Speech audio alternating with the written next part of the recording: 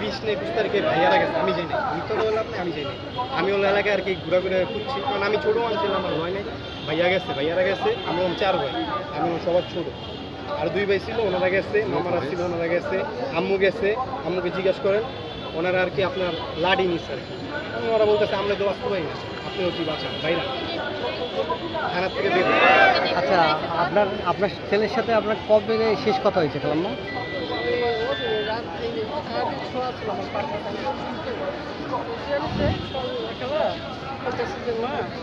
আমার ভাইয়ের বেটা হলো শিকার কিনে লাগছে, তোমার সাইমটা দেখে শিকার এরপরে সাইমটা দেখতে গেছে, দেখতে গেছে অনেক থেকে শেষ।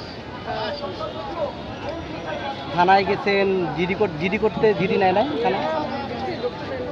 ভিতরে ঢুকতে দেয় না।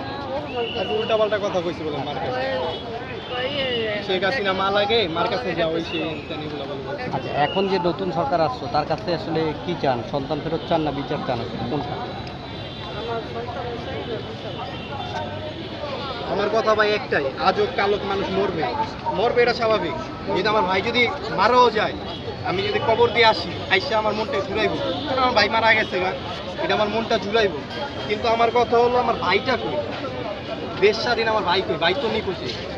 মানে নিখোঁজের ব্যথা তো আমি সারা জীবনে বলতে পারবো না। আমি যখন বুড়ি হয়ে যামগা, মইরা যামগা, হ্যাঁ, মরার রাখ পর্যন্ত আমি মনে রাখলাম আমার ভাই কই, টেনশন থাকবো আমার ভাইটা কোন জায়গায় গেল।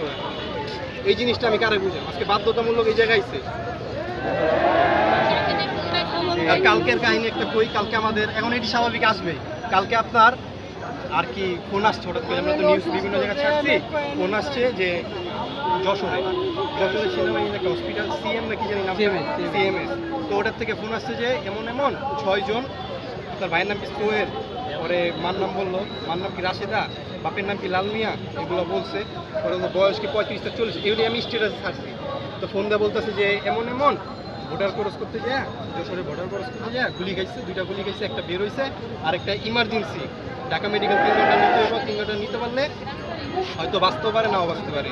এখন আমরা বললাম তো আপনি পাঠাই দেন, সবাই পাঠাই দিন, ওষুধ বিল দিবেন না। আমি ওষুধ বিল কত আসছে? 6075 টাকা। তো আমি 6000 না, আপনারা 10,000 টাকা দিয়ে আপনার একটা ছবি দেন ভাই। তো ভাই এটা তো কোনো নিয়ম না, এটা সেনাবাহিনীর কোনো নিয়ম নাই, আর আমরা সেনাবাহিনীর কোনো মিথ্যা কথা বলি না। এরপরে আর কি আমার একটা ভাই আছে, ভাইয়ের মাধ্যমে আর কি কথা বলছি, তো ভাই বলতেছে যে আপনি সেনাবাহিনী, আপনার নাম। এরপর যে ফোন বন্ধ, তো নাম্বারটা আমার কাছে এখনো আছে, নাম্বারটা দেখেন, নাম্বারে সেনাবাহিনী লেখা। সব ভাই অনলাইন শুরু হয়েছে, তো আপনারা একটু এই যে নাম্বারটা দেখেন, নাম্বারটা দু একজন জার্নালিস্ট যদি এই বাংলাদেশ সেনাবাহিনী, এই নাম্বারটা আপনি এই নাম্বারটা এটা লোগো দিয়ে সেই করতে আপনারা থানায় অভিযোগ ওটা তো করেন, আমরা বুঝছি। এখন ইনশাল্লাহ একটা ভালো কিছু পাবেন আশা করি। আর যদি আপনারা দেখেন এরকম জার্নালিস্ট আশেপাশে